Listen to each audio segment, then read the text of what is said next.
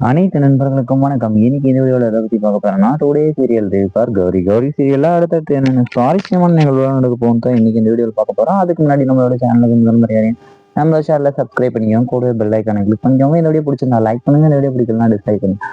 வாங்க ஃப்ரெண்ட்ஸ், வீடியோக்குள்ள போகலாம். வீடியோக்குள்ள போறதுக்கு முன்னாடி உங்களுக்கு கௌரியை பிடிக்குமா, இல்லை துர்காவை பிடிக்குமா, இல்லை நம்மளோட நம்போதரியை பிடிக்குமா, இல்லை சித்தேஸ்வர சாமியை பிடிக்குமா, இல்லை மாசாணி அம்மனை பிடிக்குமான்ட்டு மறக்காம கமெண்ட்ல சொல்லுங்க. இல்ல நம்மளோட வில்லன் வில்லி கேரக்டர்ல கூட நம்மளோட காதல் மந்திரவாதி மக்கள் ஜாமி நாவுடைய அப்பனோட குடும்பத்தை பத்தி பிடிக்க மாட்டோம், மறக்காம கமெண்ட்ல. நம்மளோட கௌரி சீரியல்ல இப்ப என்ன பண்ணாங்கன்னா, சித்தேஸ்வரர் சாமியை வந்து அந்த சூனியம் வந்து காலன் மந்திரவாதியோட சூனியம் வந்து தூக்கி அடிச்சிருச்சுங்க. அவருக்கு வந்து உயிருக்கு போராடக்கூடிய நிலையில வந்துருந்தாரு.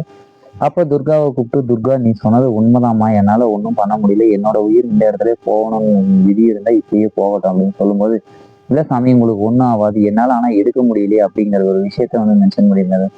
இந்த சூனியத்தை என்னால் எடுக்க முடியல, இந்த யுகம் பூரா இருக்கும் அப்படின்னு சொல்லும் போது, இல்ல சாமி இதை எடுக்கிறதுக்காக ஒரு ஆத்மா இருக்கு, அது யாருன்னா நம்மளோட கௌரி, அது வந்து கௌரி வந்து எடுத்துருவா அப்படிங்கிற ஒரு விஷயத்த மென்ஷன் பண்ணியிருக்கிறாங்க. கௌரிக்காக நான் பாதுகாப்பாக அக்னி பரிசையில அக்னி வளையத்துக்குள்ள வந்து நான் தவம் மேற்கொள்ள போறேன் அப்படின்னு சொல்லிட்டு துர்கா ஒரு பக்கம் சொல்லிட்டு இருக்கிறாங்க.